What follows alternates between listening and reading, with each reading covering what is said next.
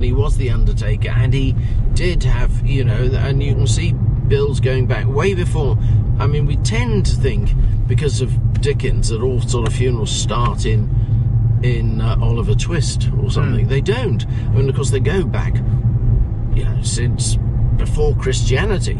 But even in the reign of Charles II, you can find accounts about funerals which actually have, you know, there are accounts that exist for runners, messengers, bearers, this and that, and all sorts of things. And as you say, either a horse-drawn cart, or maybe, if it's a very local funeral, a handcart where people are pushing the cart on a sort of big wheelbarrow, what we call a wheelbarrow today. Yeah. It's like and they're pulling it along. It's pulled by what we would term today as pallbearers, and they're taking it from the house.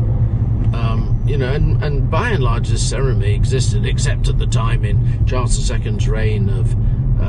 He came to the throne in 1660, but by 1665 there was the Great Plague of his reign, where London absolutely suffered huge amounts of deaths, and of course all of that stopped during that. People were just bagged up and buried in mass holes and mass graves ASAP, unless you sort of specifically had somebody around that was going to make sure you had another sort of burial.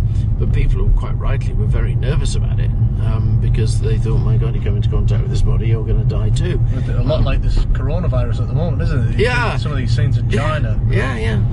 You know, except, of course, in those days, they didn't understand that this was transmitted by fleas from rats. They really thought it was an airborne disease, which it wasn't.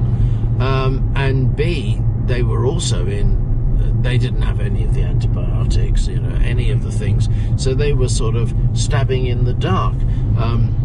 We can appear to be much more intelligent because we have the benefit of hindsight and the ability now to understand much better. But at that time, they weren't less intelligent. They just didn't have the development that history has given them.